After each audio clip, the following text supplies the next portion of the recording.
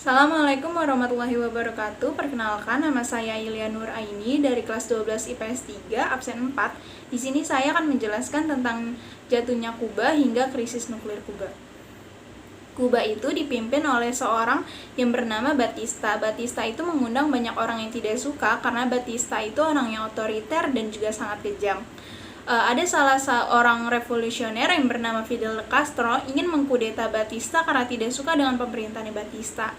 Namun kudetanya itu gagal dan akhirnya Fidel Castro itu dipenjara selama 2 tahun. Setelah keluar dari penjara, si Fidel Castro ini mengasingkan diri ke Meksiko, dan di Meksiko itu ia bertemu dengan Che Guevara. Lalu ia berdua merencanakan untuk mengkudeta si Batista. Akhirnya kudeta itu berhasil dan juga Fidel Castro berhasil menguasai Havana atau ibu kota dari Kuba.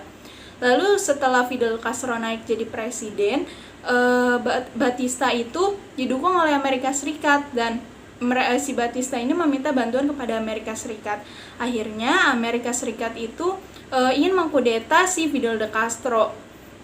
Nah, ada yang namanya itu Operasi Pluto, di mana orang-orang Kuba yang pindah ke Amerika Serikat atau mengungsi itu diperalat oleh Amerika Serikat untuk dilatih militer untuk menyerang negaranya sendiri, yaitu Kuba. Nah, orang-orang yang diperalat oleh Amerika Serikat itu adalah orang-orang dukungan dari si Batista.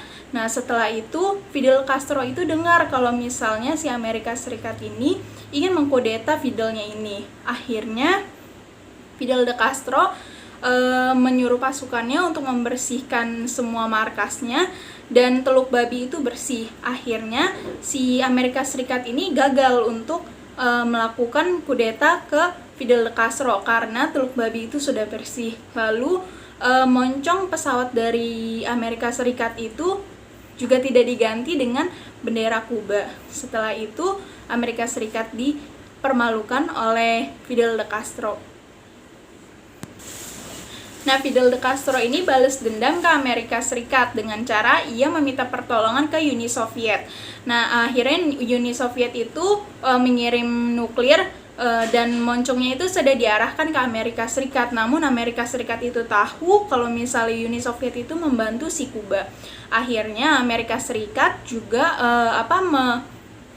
mengirim nuklir dan juga moncongnya itu udah diarahin ke daerah Kuba, dan akhirnya si presiden dari Uni Soviet yaitu Nikita Khrushchev dan juga presiden Amerika Serikat yaitu John F. Kennedy akhirnya bertemu nih kalau misalnya dia ngomongin kalau misalnya kita sama-sama mengaktifkan nuklir kita, maka akan terjadi perang dunia ketiga. Akhirnya mereka bersepakat untuk berdamai dan juga menonaktifkan nuklirnya masing-masing, dan akhirnya Kuba memerdekakan negaranya sendiri, tetapi Amerika Serikat masih belum bisa menerima karena di Kuba itu banyak sumber daya alam, terutama ladang ganja.